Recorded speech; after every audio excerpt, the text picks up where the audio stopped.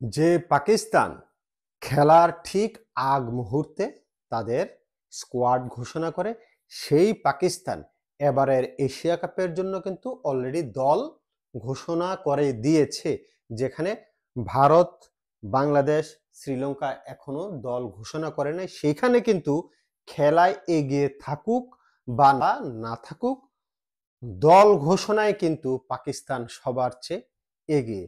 আলোচনা করব এই ভিডিওতে পাকিস্তান যে একাদশ যেটা নামায় স্কোয়াড যেটা ঘোষণা করেছে কেমন হলো আমার দৃষ্টিতে, এবং এশিয়া কাপে পাকিস্তানের সম্ভাবনা কতটুকু। তার আগে বলে নিতে চাই, আপনি যদি সাদাকে সাদা কালোকে কালো বলতে শুনতে অপছন্দ করে থাকেন তাহলে ভিডিওটা আপনার জন্য না, স্কিপ করে চলে যেতে পারেন। সাবস্ক্রাইব কিংবা পেজে লাইক দেওয়া থাকলেও আনসাবস্ক্রাইব করে দিয়ে চলে যেতে পারেন।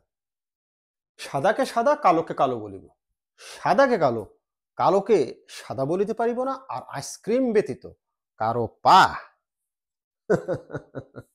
চাটিতে পারিব না। Hello viewers, it's me Roni bro, welcome to another new video.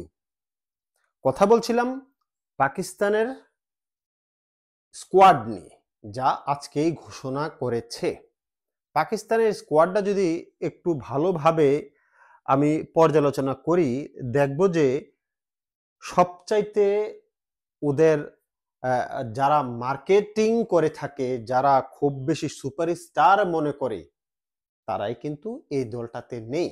কারণ তাদের পারফরমেন্স এতটাই হতাশাজনক, যার কারণে বাবর আজম এবং মোহাম্মদ রেজওয়ান এবং নাসিম শাহ, এই তিনজনেই কিন্তু এই দলটাতে নেই, এশিয়া কাপের এই দলে নেই। বাবর আজমকে অনেকে গরিবের বিরাট কোহলি বলে ডাকে, রেজওয়ানকে গরিবের হিটম্যান বলে ডাকে, এবং নাসিম শাহকে গরিবের জাসপ্রীত বুমরা বলে ডাকে। যদিও তাদের মধ্যে পার্থক্য আমার দৃষ্টিতে আকাশ পাতাল। এনিওয়ে, এই সুপারস্টার পাকিস্তানের এই তিনজন ছাড়া যে একাদশটা ঘোষণা করলো কেমন হলো তা নিয়ে পর্যালোচনা করব। তবে অনেকের দৃষ্টিতে এই তিন সুপারস্টার ছাড়া পাকিস্তানের দল ভালো হয় নাই, আবার অনেকের দৃষ্টিতে ভালো হয়েছে। কেমনটা হয়েছে শুরু থেকে যদি আমি একটু বলি, শুরুতে ব্যাটসম্যানের নাম যদি আমি বলি, আছে ফাখর জামান। এক কথায় যদি আমি তাকে বিশ্লেষণ করি, ফাখর জামান পাকিস্তানের এই দলটার ভিতরে নির্ভরযোগ্য যে কয়টা ব্যাটসম্যান আছে, যে কজন আছে টপ অর্ডারে খেলার মতো, সবচাইতে ক্যাপাবিলিটি আমার কাছে মনে হয় যে ফাখর জামানের। আমার দৃষ্টিতে ফাখর জামানের সাথে আছে সায়েম আয়ুব, তারপর আছে আপনার শিবজাদা ফারহান এবং হাসান নওয়াজ। সায়েম আয়ুবের কথা যদি বলি, সে ওপেন করবে শিবজাদা ফারহান কিংবা ফাখর জামান। সায়েম আয়ুব কিন্তু কন্টিনিউসলি থাকবে, তার সাথে যোগ হতে পারে ফারহান কিংবা ফাখর জামান। এই ফাখর জামান অনেকে বলছিল যে ইনজুরি ছিল, ইনজুরি থেকে কাটিয়ে এসেছে মাত্র, তাকে খেলাবে কিনা। আমার কাছে মনে হয় যে যদি সে ফিট থাকে তাহলে ফাখর জামান খেলবে সাইম আয়ুবের সাথে। এখানে শিবজাদা ফারহান হয়তো একাদশের জায়গা হবে না যদি ফাখর জামান ফিট থাকে। তারপর আছে হাসান নওয়াজ এমন এক প্লেয়ার যাকে আসলে ঠিকভাবে আমি পর্যালোচনা করতে পারি না। সে কখনো খুব বেশি ভালো খেলে, আবার কখনো অনেক বেশি আপনার খারাপ খেলে। এনিওয়ে, টপ অর্ডার নির্ভর করবে তাদের উপরে। তারপরে আছে উইকেট কিপার ব্যাটসম্যান মোহাম্মদ হারিস, উইকেট কিপার ব্যাটসম্যান হিসাবে আছে। তারপরে আছে অলরাউন্ডার ক্যাপ্টেন সালমান আলী আগা টপ অর্ডারের ভরসার নাম কিন্তু, এবং সে দলের ক্যাপ্টেন। তারপরে আছে ফাহিম আশরাফ কিন্তু বিপিএল এর পরে তার যে প্রত্যাবর্তনটা হয়েছে সেখানে আমি দেখেছি যে মোটামুটি ফাহিম আশরাফ কিন্তু কন্টিনিউয়াসলি রান করে, মিডল অর্ডারে যে রান করার ব্যাপারটা ফাহিম আশরাফের ভিতরে সেটা আছে কিন্তু, এবং আমি নিশ্চিত যে ফাহিম আশরাফ একাদশেই থাকবে। তারপরে আছে মোহাম্মদ নওয়াজ।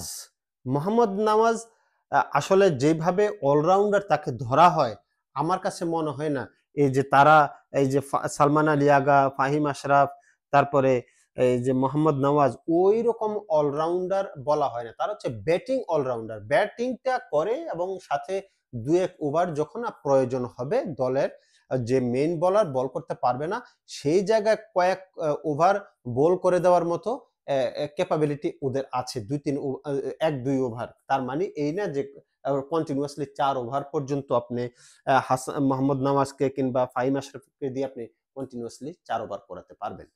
তারপরে আমি যদি বলি হোসাইন তালাত, তারপরে খুশদিল শাহ। হোসাইন তালাত নিয়ে আমার খুব বেশি ইয়ে নাই, কারণ হচ্ছে তার খেলা আমি ওইভাবে দেখি নাই। 2-1টা ম্যাচ আমি দেখেছিলাম পিএসএল এ, মোটামুটি এভারেজ একটা পারফরমেন্স সে করে। খুশদিল শাহকে আমি ভালোভাবে চিনি। খুশদিল শাহ কিন্তু আপনার মিডল অর্ডারে দ্রুত গতিতে রান করার যে ব্যাপারটা সেটা কিন্তু খুশদিল শাহর কিন্তু আছে। ফাহিম আশরাফ এবং খুশদিল শাহ দুজনে কিন্তু বিপিএল এ খেলেছিল, সেখানেও রান করেছে, পিএসএল এও রান করেছে, এবং লাস্ট 2-3টা টুর্নামেন্ট যা খেলেছে পাকিস্তান টি-20 টুর্নামেন্ট সেখানে কিন্তু তারা পারফর্ম করেছে, এবং তাদের উপর কিন্তু মিডল অর্ডার কিন্তু নির্ভর করে তাদের উপরে। তারপরে যদি আমি আসি বোলারের দিক থেকে আসলে শাহিন শাহ আফ্রিদির নেতৃত্ব দিবে পেস বোলিং এ। শাহিন শাহ আফ্রিদি যে রিদমে ছিল শুরুতে, সেই রিদমটা হয়তো এই মুহূর্তে তার নেই, তবে যেসব বোলার আছে তাদের মধ্যে নেতৃত্বে কিন্তু শাহিন শাহ আফ্রিদি থাকবে। যদিও শাহিন শাহ আফ্রিদিকে নিয়ে আমার অনেক বিচার বিশ্লেষণ আছে, বিশেষ করে ডেথ ওভারে শাহিন শাহ আফ্রিদি কিন্তু একেবারেই চলে না। তার হাফ বলি টাইপের বল, তার শর্ট পিচ লেন্থের বল ডেথ ওভারে যায় না, এবং ডেথ ওভারে সে যখনই বল করে প্রচুর মার খায়, কিন্তু সেই জায়গাটা নিয়ে শাহিন শাহ আফ্রিদি কতটুকু কাজ করতে পারে সেটা দেখার বিষয়। তারপরে আছে হাসান আলীর বেশ একটা ভালো প্রত্যাবর্তন হয়েছে পিএসএল এর মাধ্যমে। পিএসএল এ সে যথেষ্ট পরিমাণে ভালো বল করেছে এবং পরবর্তীতে দলে জায়গা করে নিয়েছে, এবং লাস্ট যে ওয়েস্ট ইন্ডিজ সফর ছিল সেখানে মোটামুটি লাস্ট ইনিংসটা বাদ দিলে, লাস্ট ম্যাচটা বাদ দিলে হাসান আলী ভালো বল করেছে। হারিস রৌফ আছে। হারিস রৌফ যে ধরনের বলার আপনার মিডল অর্ডারে 10 থেকে 14 ওভারের ভিতরে যে ওভারগুলো হয় সেইখানে মোটামুটি কার্যকরী বল করে থাকে। এবং আছে সুফিয়ান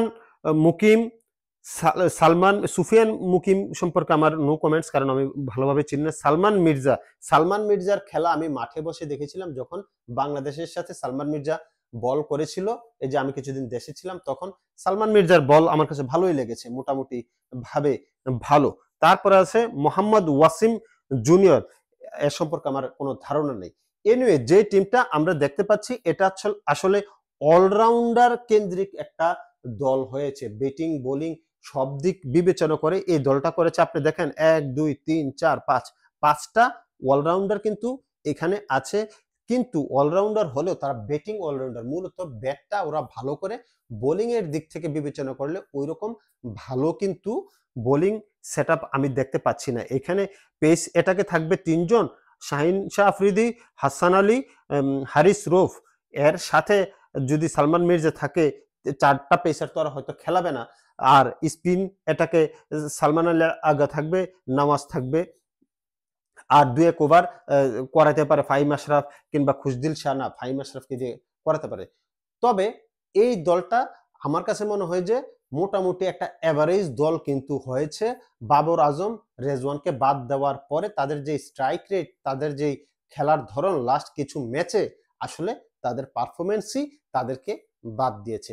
সর্বোপরি আমার কাছে এই দলটাকে মোটামুটি একটা ব্যালেন্স দল মনে হয়। তবে এশিয়া কাপে ভারতের সাথে এই দল টিকবে না, বাংলাদেশের সাথেও এই দল টিকবে না। আপনি আপনার মন্তব্য কমেন্ট বক্সে করতে পারেন।